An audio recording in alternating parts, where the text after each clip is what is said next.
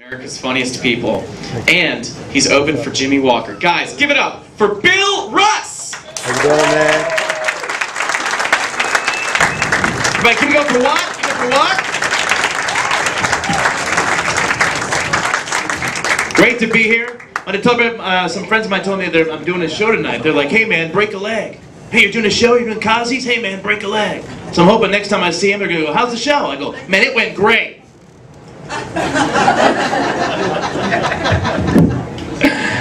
Thank you for coming out and supporting live comedy. Great to be here. I'll tell you about myself. I'm sloppy. Very sloppy. So watch one of those organizational shows on HGTV. They say when you're going through your house cleaning and organizing, a rule of thumb is, if you haven't used it in a year, get rid of it. So I'm thinking about having myself castrated.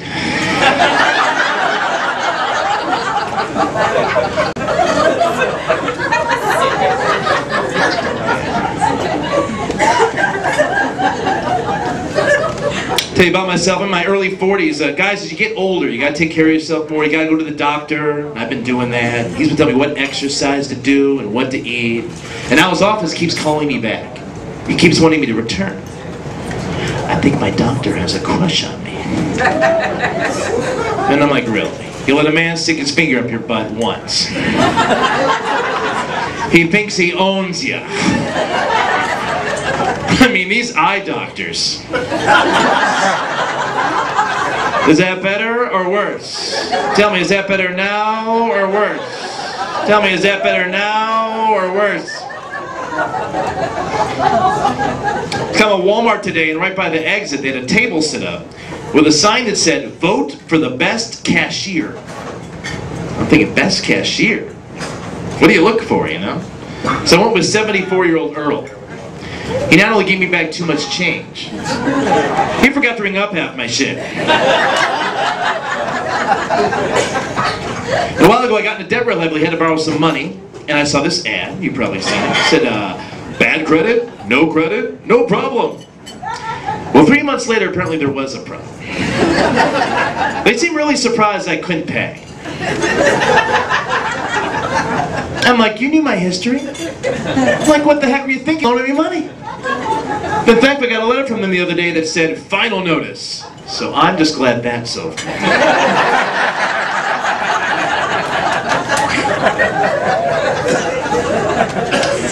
Did something big for me. So I recently bought some plane tickets over the internet. I've never done anything like that before. It's afraid about putting your credit card information out there. You know, you hear about identity theft. There's identity theft.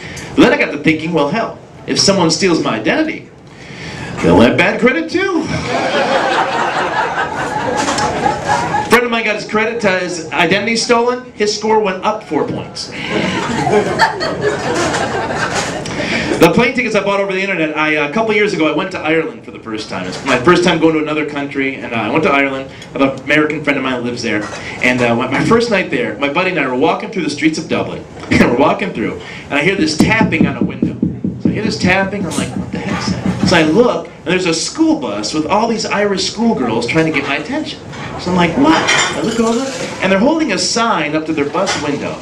And the sign said, wave if you're horny. I'm not making this up. So I assessed my situation. I'm like, hello! Got my sign, wave if you're 18!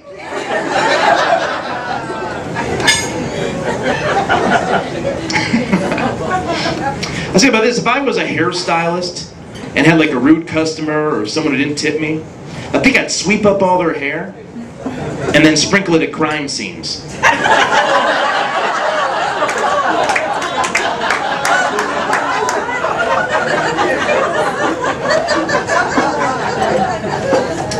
See about this, if someone in Texas sent a message to someone in Mexico, it would be a Tex-Mex text message.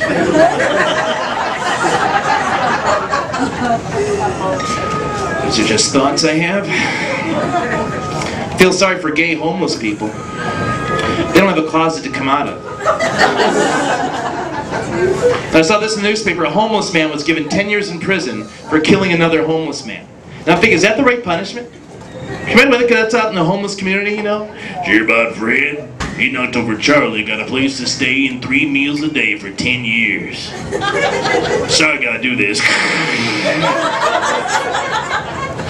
And also, whenever someone commits a heinous crime like murder, their first line of defense is always schizophrenia. Right? It's always, the little voice in my head told me to kill. I'm like, how come the little voice in your head never tells them to do anything productive? You know? You never hear, get a job, get a job. Pay your bills, pay your bills. Get the bank account number, then kill him. Right, what was I thinking?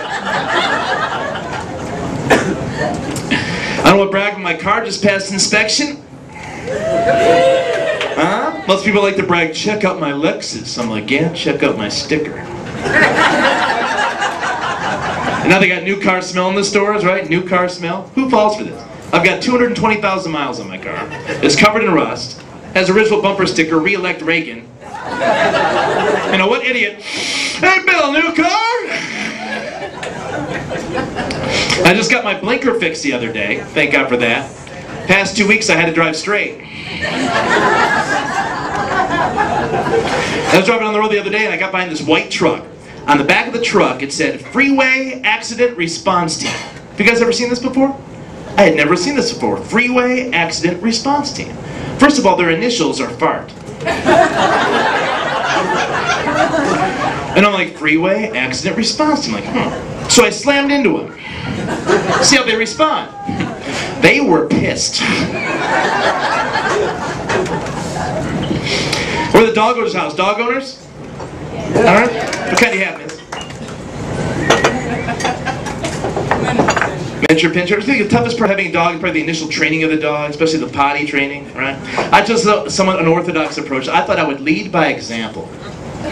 So the first few weeks we had the dog, I too went to the bathroom outside. Well, the neighbors got really ticked off. The next door neighbor called the cops on me. She called the cops on me. So I crapped on her lawn and tore up her flower bed.